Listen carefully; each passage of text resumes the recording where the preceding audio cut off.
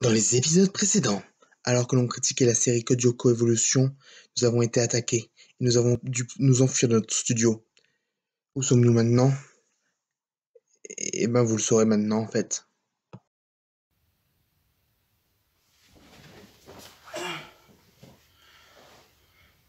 Bon, allez. Ça fera l'affaire. Rivalité. Je tiens à vous avertir tout de suite, cet épisode contient des scènes choquantes pour un certain public. Notamment le fait qu'on ait encore le triangle amoureux entre Yumi, William et Ulrich. Et je sais que pour un certain public, ça vous fait chier. Nous commençons donc avec nos Lyoko guerriers qui parlent tranquillement quand William arrive. Vous parliez de Lyoko? Super. Surtout vous dérangez pas pour moi. En vrai, ça commence un peu à me saouler tout ça. Il vous a aidé. Reprenez-le dans l'équipe. Bon bah moi j'y vais les gars, le vent m'appelle.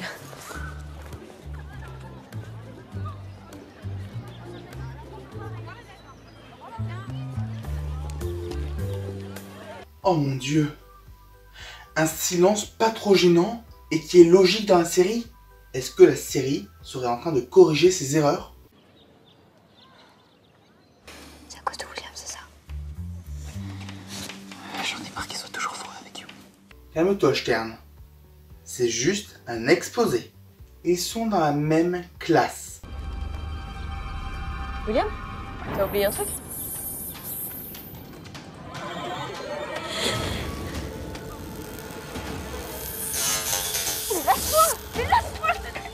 Là, je pense qu'on commence à avoir un schéma de répétition d'épisodes. On a un épisode Xana Attack, un épisode Cortex, un épisode Xana Attack, Cortex, Xana Attack.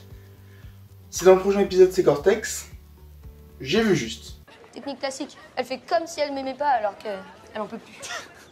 Je me retiens de le dire depuis le début, mais Odd, tu es pénible.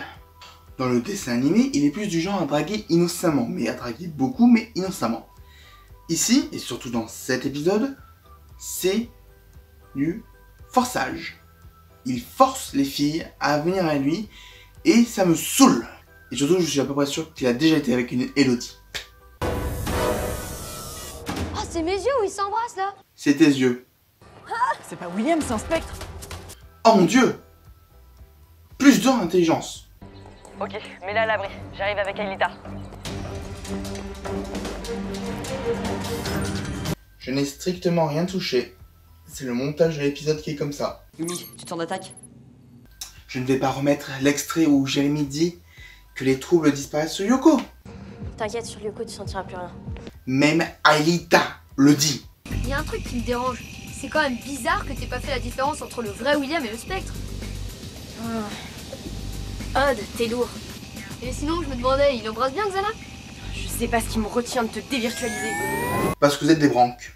On peut vous envoyer à autant que vous voulez sur Yoko. À chaque fois, il y en a un seul qui finit sur Yoko. Pendant que tout le monde se fait dévirtualiser. Et je dis ça pour le dessin animé et pour cette série. Sauf que ça se vend encore plus pour cette série. C'est quoi ce bruit de bulle? Viens, Stern, on profite de la pause d'âge pour faire du sport.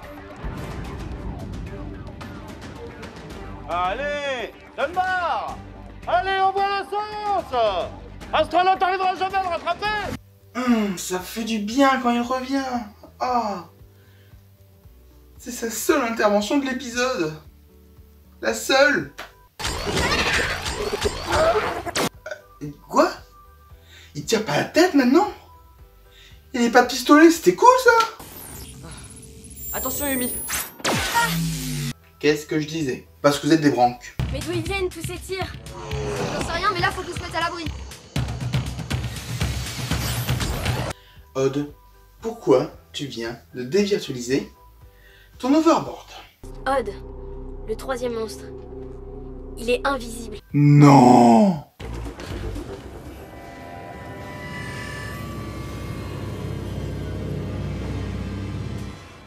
Ah ouais d'accord. Tu traverses les murs maintenant? Allez viens depuis le temps que j'en rêve. Mais qu'est-ce qui te prend là Ulrich? Alors première question. Même si c'est le spectre, pourquoi tu es allé le toucher? Et de deux, le spectre, tu viens de le laisser dehors. Donc, tu te doutes que c'est William? Non? Ça, tu t'en doutes pas du tout? Eh bien, moins 4 en intelligence du coup.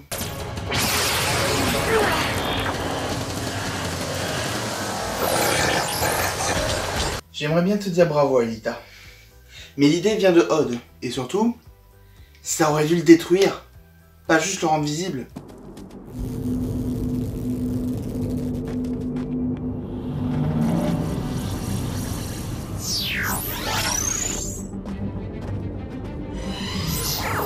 Allez, vas-y, prends tout ton temps. Il n'y a aucune urgence, hein.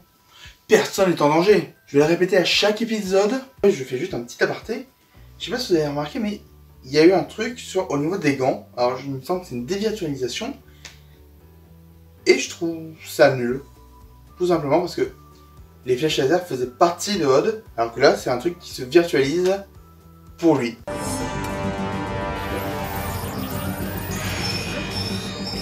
Il se passe quoi en fait? Odd, tu te grouilles un peu? C'est bon, pas de panique. Bon allez, c'est pas si dur. Ok. Est-ce que vous êtes en train de me dire qu'il a juste pas réussi à mettre sa main correctement? Qu'il y a eu une erreur parce qu'il a juste pas mis sa bonne patte?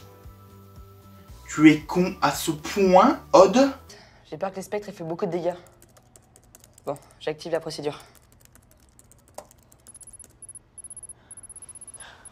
J'ai perdu encore plus de code que je pensais. On va savoir où on est Xana. 75%, c'est énorme. Xana est en train de gagner en puissance. Sans blague.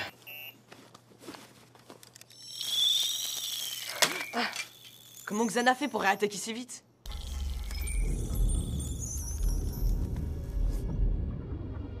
C'est pas vrai, le mien aussi.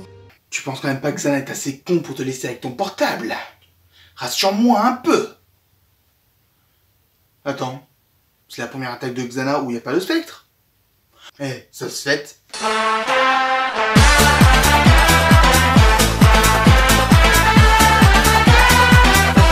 Il reste encore Ulrich, mais pas question qu'il y aille. William, t'es malade, tu sais très bien qu'il est pas fiable, ce mec. Il peut avoir appris de ses erreurs. 49 degrés ouest, territoire des montagnes.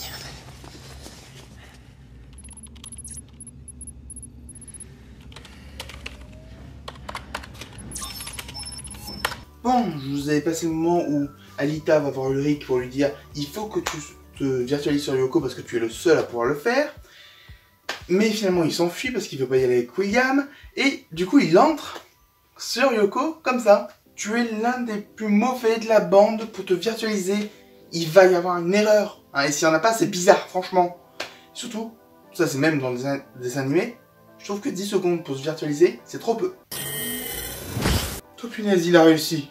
Donc en gros, on m'appelle que quand ça va mal. Et William, on n'a pas le temps de discuter là. Il faut vraiment que tu nous aides. Et pourquoi je dirais oui? Bonne question. Tu es totalement dans ton droit. C'est totalement puéril de ta part, mais tu es totalement dans ton droit. Jérémy, tu m'envoies l'overbike, s'il te plaît?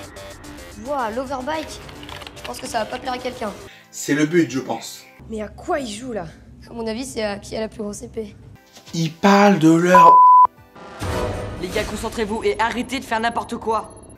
Mon Dieu. Une bonne idée de réalisation. Ce doit être un hasard.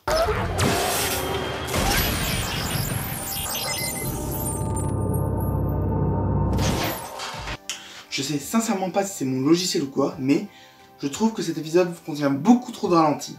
Bon, sinon, zéro suspense, hein. William va le sauver, il est pas enculé à ce point. Lui. Oh, oula, un bon point. Ils reprennent des lieux existants sur Yoko, la preuve avec cet extrait. Allez vite, il n'y a plus qu'à atteindre cette fichue tour. Plus facile à dire qu'à faire. Je suis désolé de vous faire regretter cette série Code Lyoko Evolution et de vous montrer le vrai dessin animé, mais voilà. Il y a un endroit qui ressemble, hein.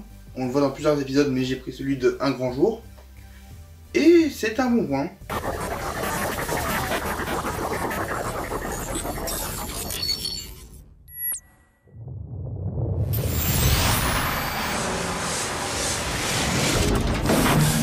Ça, c'était le signe du retour vers le passé, et vous n'avez pas retourné dans le passé. C'était quoi alors? Oh yes, ça marche. Les affaires vont pouvoir reprendre. Elodie, bloque ton agenda. Bloc Odd. Tout court. Si vous voulez mon avis, je pense qu'on serait pas trop de 6 pour lutter contre Xana. Ça te dirait de redevenir un Lyoko guerrier? Bah, je sais pas, faut que je réfléchisse. Mais non, je rigole, bien sûr que j'ai envie. La blague aurait pu être marrante, mais un mauvais rythme. Que retenir de cet épisode? Tout d'abord, c'est un mauvais épisode. Ou alors c'est juste que j'en ai marre de cette relation entre Ulrich, Yumi et William. Cela devient vraiment pénible d'assister à ça encore et encore. Et le problème c'est qu'avec cet épisode, j'ai pas eu vraiment de moment où je me suis dit « Ah, ça c'est bien !» J'en ai eu 3 seulement. Le premier moment, c'est tout simplement le passage de Jim, qui est très court. Le deuxième, c'est le passage d'un endroit qu'on connaît sur Yoko, qui est très court et qui, pour quelqu'un qui n'adore pas la série comme moi, ne le verra pas. Et enfin, le dernier truc, William qui revient. Et du coup, c'est mon bon point de l'épisode. C'est maigre, hein. Et du coup, en mauvais point, je pourrais mettre tout de suite la relation Ulrich, Yumi, William. Mais non, ce serait trop facile. Je vais mettre plutôt le retcon. Dans cet épisode, une règle a été expliquée. Cette règle, c'est qu'il faut attendre 12 heures entre chaque virtualisation. À ma connaissance, c'est la première fois qu'on en entend parler. Ou du moins, on n'en a pas parlé dans le dessin animé d'origine. Autrement dit, dans le dessin animé d'origine, Xana attendait 12 heures entre chaque attaque. Or, là on le voit très bien que ce n'est pas le cas. Que Xana attaque très vite d'affilée. Certes, c'est que 2 fois, mais c'est 2 fois très vite d'affilée. Le coup de maître qu'a fait Xana ici, surtout que c'est un coup de maître dans le sens qu'il empêche les héros de communiquer par téléphone, c'est génial. Mais pourquoi il ne l'aurait jamais fait dans le dessin animé d'origine? Ça rend juste le Xana original plus idiot. Autrement dit, cela dévalue le dessin animé d'origine. Et je trouve ça dégueulasse. Honnêtement, ça me révolte. Bon, je vais essayer de pas trop critiquer Xana parce que sinon il va revenir me chercher, mais bon, au bout d'un moment, faut s'en rendre compte. Ça ne va pas. Cet épisode, je peux pas lui donner une excellente note. Je peux même pas lui donner une bonne note. Je lui donne un 6. Et ça m'emmerde. En faisant ces vidéos, je voulais juste montrer que la série avait des bons côtés. Mais je me rends compte que la série va en dégringolant. Et je sais pas si c'est moi qui suis blasé après seulement 5 épisodes, ou si j'ai vraiment envie de la détruire, mais cela me saoule. De devoir mettre des notes aussi basses, cela me saoule. Du coup, je sais pas du tout qu'est-ce qu'on va avoir pour l'épisode prochain. J'espère qu'on va avoir un bon épisode. Il n'y a pas que du mauvais. Et jusqu'à maintenant, j'ai trouvé à chaque fois un bon point. Il faut en profiter. Mais du coup, je vais demander tout de suite à notre invité ce qu'il en a pensé. Là, il était plus par là. Bon bah, Maxence, à toi. Salut tout le monde, c'est Maxence. Donc je vais essayer de dégager vite fait un petit point positif et un petit point négatif. J'en ai plusieurs, mais du coup je vais me focaliser sur le principal. Dans le positif, je dirais que Odd et Jim sont toujours super drôles. Franchement, par rapport aux saisons d'origine, ils sont assez bien représentés. Pas par le jeu d'acteur, mais par leurs blagues et tout ça. Je trouve ça vraiment marrant. Donc voilà, ça c'est mon avis perso. Hein. Tout le monde sera peut-être pas d'accord avec ça. Mais voilà, pour moi c'est sympa. Et puis sur Lyoko, l'idée d'un monstre invisible, j'ai trouvé ça sympa aussi. On avait eu droit à une tour invisible et une partie du sol invisible, je crois, dans les saisons d'origine. Donc là, l'idée d'un monstre invisible, pourquoi pas? Je veux dire, c'est original, c'est sympa. Et dans le négatif, par contre, la seconde attaque... Le réseau téléphonique hacké, bon, ça on y avait déjà eu droit dans la première saison. C'était pas c'était pas la meilleure idée, quoi. C'était un petit peu du refait. Et puis ensuite au niveau des personnages, donc là on est plus sur Ulrich et William parce que c'est un peu le centre de l'épisode.